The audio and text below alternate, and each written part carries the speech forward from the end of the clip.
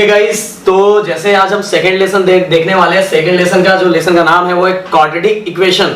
तो guys second lesson हम exercise start नहीं करेंगे, हम सबसे पहले लेसन के बारे में समझेंगे। क्वाड्रेटिक इक्वेशन मतलब क्या होता है, उसके अंदर जो टर्म्स यूज होने वाला है उसका मतलब क्या होता है। क्योंकि गाइस अगर आपको बिल्डिंग अच्छी बनानी है तो फाउंडेशन मजबूत होना चाहिए, नहीं तो बिल्डिंग गिर जाएगी। तो हम लोग अच्छा फाउंडेशन तैयार करेंगे जिसके कारण हमारी बिल्डिंग अच्छी होगी। 10th में अच्छे मार्क्स स्कोर करना है तो सबसे पहले 12th में आगे जाके अच्छा कुछ करना है, तो समझ के करो, बेस स्ट्रांग रखो, कभी नहीं भूलोगे गाइस। तो गाइस आपको जैसे पता है कि लॉकडाउन हर जगह है, तो हम तो हमारे पास तो कुछ नहीं था, कैसे कैसे हमने बोर्ड का जुगाड़ किया, मार्कर का जुगाड़ किया और करके हम वीडियो रात को शूट कर रहे हैं। क्योंकि दिन भर में एडिटिंग क्या क्या चीजें चल रही है और रात रात को शूट कर रहे हैं गाइस। तो प्लीज अपना इस इतने हार्डवर्क के लिए अपना प्यार दिखाना, वीडियो को लाइक कर देना, एक अच्छा सा कमेंट्स कर देना और जितना ज्यादा हो सके उतना ज्यादा शेयर कर रहा एंड चैनल को सब्सक्राइब कर देना गाइस। तो गाइस जैसे आपको दिखाई दे रहा है ये पूरा जो मैंने लिखा है, तो इसका एक स्क्रीनशॉट ले लो, अच्छा सा स्क्रीनशॉट ले लो और मेरे साथ ही बुक पेन लेके रखना। जैसे जैसे मैं बोल रहा हूँ बुक पेन लेके करते जाना, जैसे जैसे मैं हंसाऊंगा हंसते रहना, जैसे मैं सॉल्व करवाऊंगा सॉल्व करते रहना। तो आज अपना अलजेब्रा स्टार्ट होने जा रहा है विद जीटी के साथ। जीटी आपका अलजेब्रा स्टार्ट कर रहा है, तो जिसका नाम आप ले सकते हो ऊपर वाले का नाम ले लो और लास्ट तक हम आपको लास्ट तक छोड़ के आएंगे अच्छे से।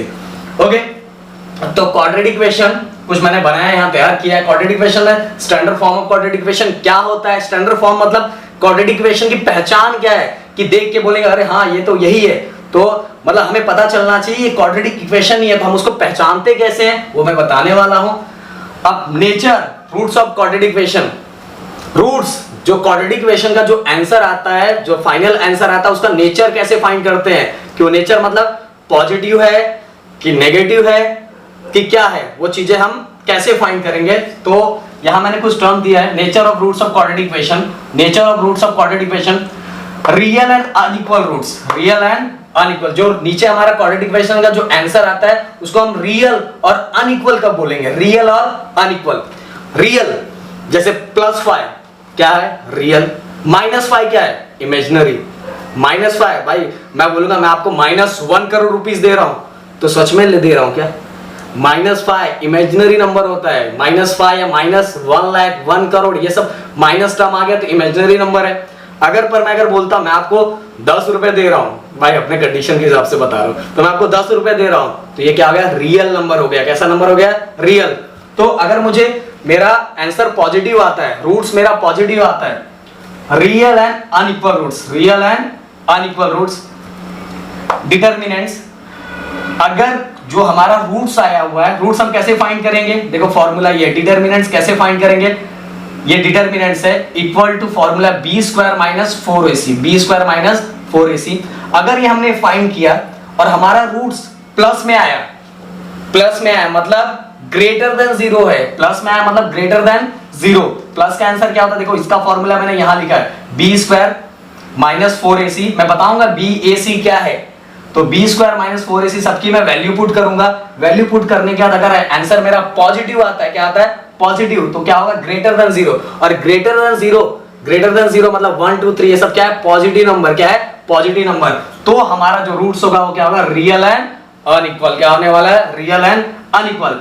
हमने अगर ये जो है हमारा b² - 4ac, b की वैल्यू पुट की, a की वैल्यू पुट की, c की वैल्यू पुट की और हमारा आंसर इक्वल टू 0 आ गया, मतलब हमारा आंसर 0 आ गया। हमारा आंसर क्या आ गया, 0 आ गया, इक्वल टू 0 आ गया, तो हमारा हो जाएगा रियल एंड इक्वल रूट्स। क्या हो जाएगा, रियल एंड इक्वल। अगर इसको पुट करने का आंसर 0 आ जाता है, डिटरमिनेंट्स भी क्या आ जाता है, 0, तो 0 इक्वल टू 0, तो क्या हो जाएगा, रियल एंड इक्वल रूट्स। अब ऐसा मान लो मैंने डिटरमिनेंट्स फाइंड किया b² - 4ac, b² - 4ac, b की वैल्यू पुट की, a की वैल्यू पुट की, c की वैल्यू पुट की और मेरा आंसर आ गया माइनस, जैसे एग्जांपल मान लो -44 आ गया, तो क्या है, लेस देन 0 है ना, 0 से छोटा है, 0 से छोटा। देखो determinants is less than 0, determinants is less than 0। मैंने पहले ही बताया था जो माइनस नंबर होगा वो माइनस नंबर कैसा हो जाएगा, इमेजिनरी, इसलिए यहां लिखा है roots are imaginary, roots are imaginary. तो रियल मतलब क्या आएगा, जब डिटरमिनेंट्स क्या होगा, ग्रेटर देन 0 मतलब पॉजिटिव नंबर आएगा तो मेरा क्या हो जाएगा, रियल। अगर हमारा ये सॉल्व करने के बाद हमारा आंसर क्या था, 0 आता है, 0 इक्वल 0, तो क्या हो जाएगा वो रियल एंड इक्वल।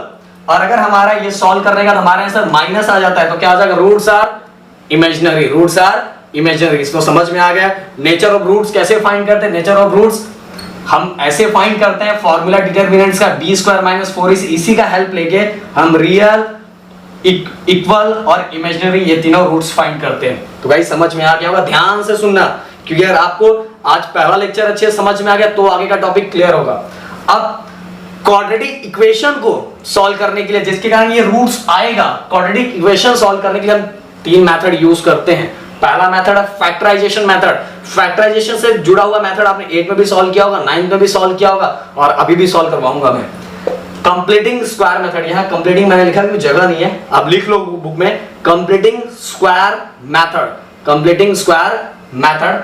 और थर्ड है हमारा फॉर्मूला मेथड, थर्ड है हमारा फॉर्मूला मेथड। समझ में आया गाइस, याद रखना b plus minus under B square minus 4ac upon 2a। Tension मत लो, मैंने फटाफट बोला। आगे फैक्टराइजेशन मेथड सॉल्व करेंगे, कंप्लीटिंग स्क्वायर मेथड सॉल्व करेंगे, फॉर्मूला मेथड सॉल्व करेंगे, अपने आप एक एक चीजें समझ में आ जाएगी। ओके, तो समझ में आया। फिर से रियल कब होगा, जब हमारा ये सॉल्व करने पे ग्रेटर देन 0 आएगा, पॉजिटिव आएगा तो रियल होगा। जब हमारा इसको सॉल्व करना है हमारा आंसर 0 आ जाएगा तो क्या होगा, वो रियल एंड इक्वल।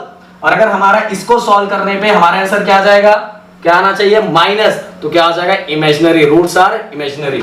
ओके, अब सर टेंशन आ रहा है, ये एबीसी कहां से आ गया, तो बताता हूं, रुको रुको, कंट्रोल बताता हूं। एबीसी कहां से आ गया भाई, मैंने फिर से बताया था कि हर सबकी कुछ ना कुछ पहचान होनी चाहिए, आइडेंटिटी होनी चाहिए, विदाउट उसके कुछ बनता नहीं। तो आप भी अपनी पहचान बना लो, पहचान बनाओगे तभी कुछ होने वाला है।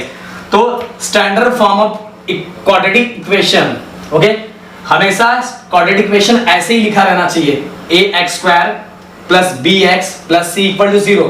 जैसे एग्जांपल मैं इसको लिख के दिखाता हूं। अगर मैं एक क्वाड्रेटिक इक्वेशन बनाता हूं, 3x square plus bx plus c equal to, sorry बड़ा लिखता हूं थोड़ा, 5x स्क्वायर, कुछ भी बना लो, बस यहां कांस्टेंट टर्म होना चाहिए, यहां नंबर होने चाहिए, यहां वेरिएबल, यहां ओनली नंबर। अपने से बनाओ, कुछ भी बना लो, 3x प्लस 7 इक्वल टू 0। तो क्वाड्रेटिक इक्वेशन हमेशा इसी फॉर्म में होगा और इसी को बोलते हैं हम स्टैंडर्ड फॉर्म। क्वाड्रेटिक इक्वेशन की पहचान कैसी है, ax square plus bx plus c equal to 0। अगर ऐसा कहीं भी दिया है तो समझ लो, बोल देना भाई आप क्वाड्रेटिक इक्वेशन हो, क्वाड्रेटिक इक्वेशन हो। क्या है, याद करो, ax square plus bx plus c equal to 0। पहला वाला जो वेरिएबल होगा वो स्क्वायर होगा, देन इसका जो पावर होगा ओनली 1 होगा और यहां वेरिएबल नहीं होगा। ax square plus bx plus c equal to 0। तो आप समझ में आ गया होगा, जो प्रदीप सर ने यहां बताया था कि b स्क्वायर माइनस 4ac, तो b कहां से मिलेगा, यहां से जो भी नंबर लिखा होगा, a कहां से मिलेगा, जो यहां नंबर लिखा होगा, जो c यहां से मिलेगा। तो अपने आप यहां पुट करके आप पता लगा लोगे कि रूट्स रियल है, इक्वल है या इमेजिनरी है। तो स्टैंडर्ड फॉर्म याद हो गया, ax square plus bx plus c equal to 0। Okay, अब x, where x is a variable and a b c are constant। a b c क्या होता है, कांस्टेंट होता है। where x is a variable and a b c are constant, ये हमेशा constant term होता है। देखो कांस्टेंट क्यों बोला है, 5 हमेशा 5 होगा, 6 हमेशा 6 ही होगा, 7 मतलब यहाँ समझने के लिए समझ सको, यहाँ नंबर होगा, a b c की जगह पे नंबर होगा और ये दोनों की जगह वेरिएबल होगा और यहाँ वेरिएबल कैसा होना चाहिए, स्क्वायर, देन x ऐसा ही रहना चाहिए, तभी हम उसको क्या बोलेंगे, quadratic equation. a b c are called, ध्यान देना, पहले वाले क्वाड्रेटिक कोएफिशिएंट, b को लीनियर कोएफिशिएंट एंड c को बोलते हैं constant term, okay, respectively. a को क्या बोलेंगे, quadratic coefficient, linear coefficient and constant term. मेरे साथ, quadratic coefficient, linear coefficient and constant term respectively. a को फिर से बता रहा हूं समझने के लिए, ऐसा समझ के रखो, a b c क्या होता है, नंबर होता है, पहले वाले में स्क्वायर होगा, दूसरे वाले में ओनली x होगा। ओके, हाँ, ये x कभी y भी हो सकता है, z भी हो सकता है, पर दोनों सेम ही होना चाहिए। अब आगे चलते हैं हम, कंडीशन क्या है क्वाड्रेटिक इक्वेशन के लिए, कंडीशन क्या है, तो कंडीशन आप ऊपर भी मैंने बता दिया, फिर से एक बार रिवाइज करवाता हूं। Condition it has only one variable, एक ही वेरिएबल होना चाहिए, मतलब x है तो x, y है तो y, z है तो z, r है तो r, p है तो p। p बहुत प्यारा वर्ड है, p रख लो यार। Okay, it has only one variable, the highest power of the variable is 2। Highest power कितना चाहिए? 2। 3 4 5 6 7 8 रहा तो क्वाड्रेटिक इक्वेशन नहीं है, तो हाईएस्ट पावर क्या होना चाहिए? 2। तो गाइस एक बार और ये चीजें समझाता हूं कि स्टैंडर्ड फॉर्म क्या है, ax² + bx + c = 0। a को क्या बोलते हैं? क्वाड्रेटिक कोएफिशिएंट, b को क्या बोलते हैं? लीनियर कोएफिशिएंट, एंड c को क्या बोलते हैं?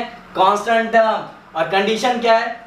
It has only one variable, it has only one variable, एक ही वेरिएबल होना चाहिए। x है तो x रहना चाहिए, y है तो y रहना चाहिए, z है तो z। और द हाईएस्ट पावर, सबसे बड़ा पावर कितना होना चाहिए? 2। उससे बड़ा अगर यहां मान लो एक और टर्म रहा, ऐसा रहा,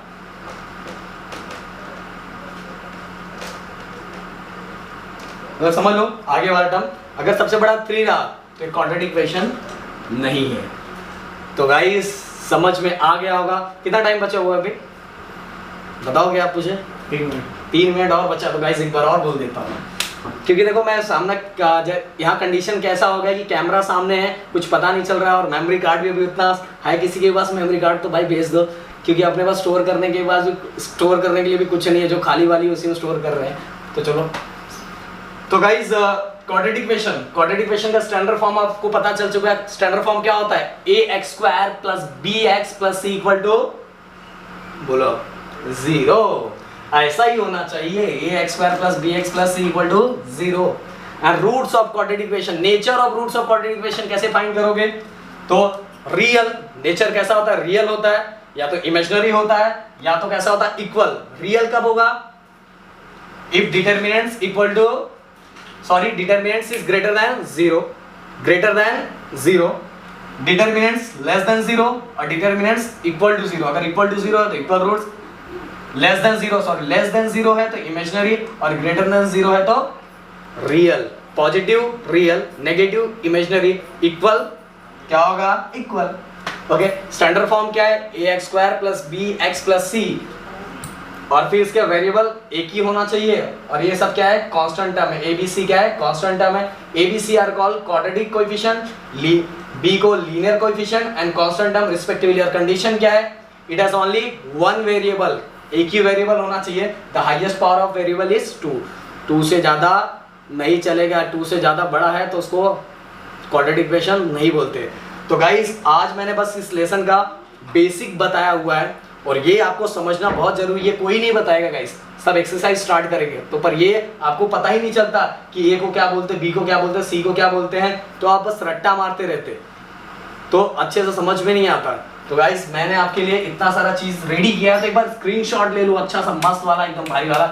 ओके, तो अच्छा सा स्क्रीनशॉट ले लो, और अगर अच्छा लगे तो प्लीज हार्डवर्क को सपोर्ट करने के लाइक कर दे वीडियो को, और चैनल को सब्सक्राइब कर दे, जितना ज़्यादा हो सके उतना ज़्यादा शेयर कर दे। बाय गाइस, मिलते हैं हम 2.1 एक्सरसाइज में। Okay, bye.